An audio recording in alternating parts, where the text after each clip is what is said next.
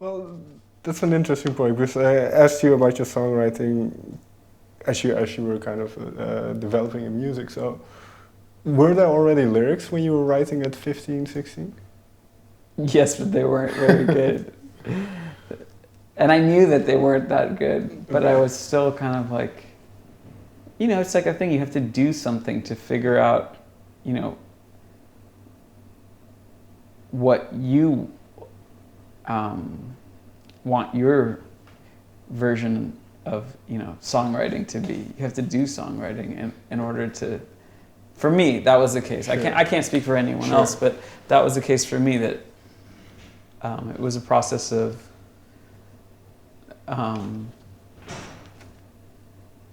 Just kind of like failing. Yeah, failing is important.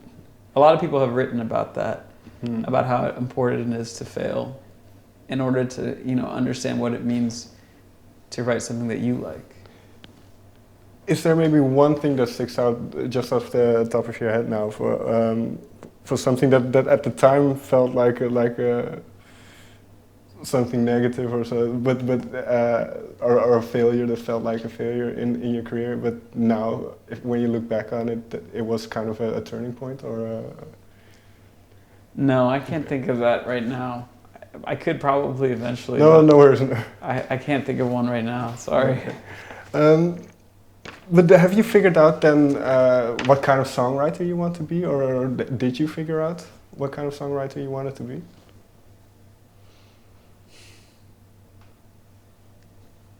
Yeah, I think it's been a process for me of figuring that side of things out, because I think in some ways, like from the age I was 22, I came out into this world, fully formed as a producer. Mm-hmm. And the first album that I ever produced was the first Vampire Weekend album. I felt like I knew what I was doing in terms of being a producer, even though I'd never produced a record before. And I think as a songwriter at 22, I didn't have that, actually. I had a deep love of songwriting, but I didn't have like a clear vision of myself as a songwriter. After having made Half-Life, do you have a better sense of that now? I think it's something that you're always going to be like figuring out, but well, but that's like a thing. That's a thing. Like as you get older, it's like getting older is realizing that you don't know anything at all. Right. But when I was 22, like I was very sure that like I knew exactly what I wanted and how to achieve it, and what to do, and like what was cool and what was not cool. I can't say that I do have these like strong ideas anymore the way I once did, but to me it matters less. If you listen to the album, then are there? Well, let me phrase this right. What do you hear when you listen to the album? If you now, is there a certain narrative through it, or does it bring you back to certain? I think more time has to pass before I can. Right. Okay. No. There's a couple of songs I'd like to go into a little bit deeper, because I wrote a couple of lyrics down. One is from When. We just want to keep living in America. That's a line that stood out for me. So where did that sentiment come from? I think it comes from a feeling that some of us who have parents that are immigrants, or some of us that were immigrants. I was born in America, just barely born in America, because my parents, they moved here a few months before I was born. And I think there's this desire to keep living in America, because America, in some ways, like, it affords these like cultural freedoms and like these values that are are, you know, connected to like open-mindedness and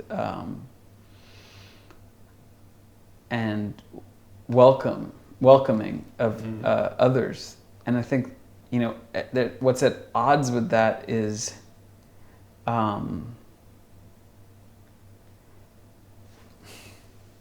like these things that America has done historically that are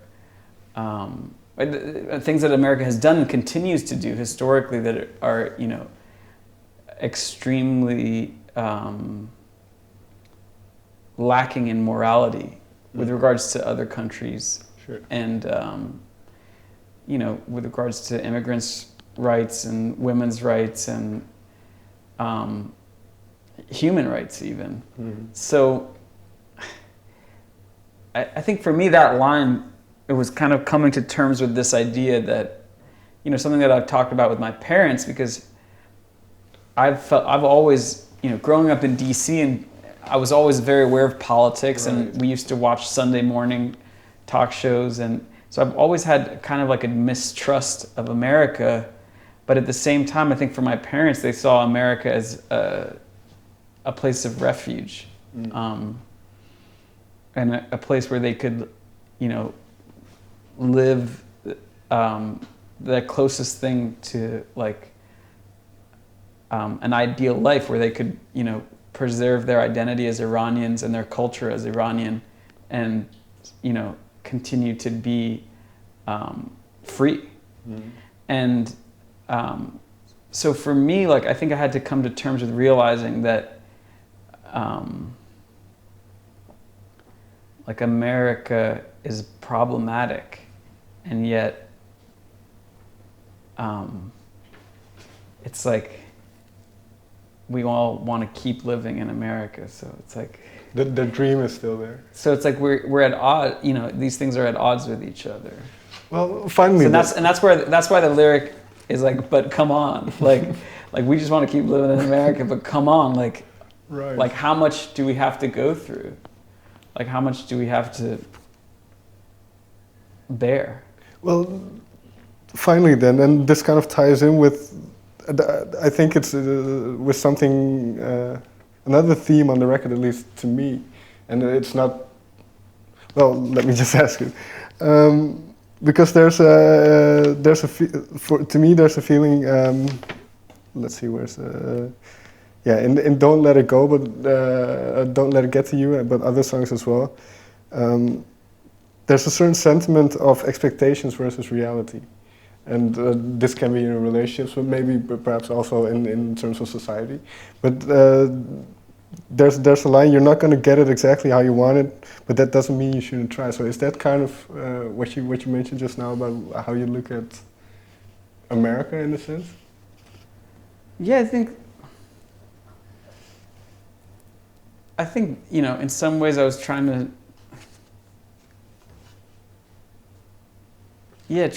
trying to maintain optimism about, you know, a relationship, and yes, like a feeling of your place in the world, whether that's with regards to like the country that you live in, or even, you know, like the people that you're surrounded by in your life. Right.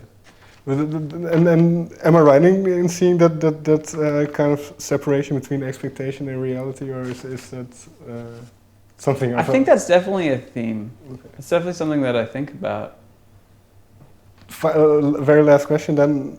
Is being a musician, being in this industry, is it what you expected it to be?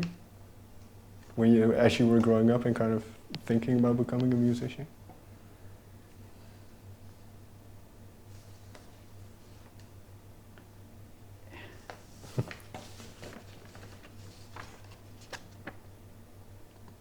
Yes.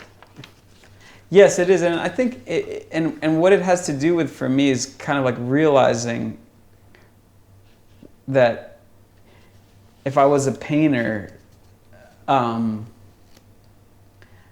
there would be limitations on who I could reach, in terms of the art that I made, and feeling like if I made music, actually, like, in some ways there are no limits to like who you can reach, and that's part of why I think I made a decision to make music and not, you know, to be a visual artist, which is, you know, I used to draw for 4 or 5 hours every day, so I was pretty deep in that world, and I kind of decided like maybe it wasn't what I wanted to do with my life. All right. Rostam, thank you very much for your time. Thank you. Thank you.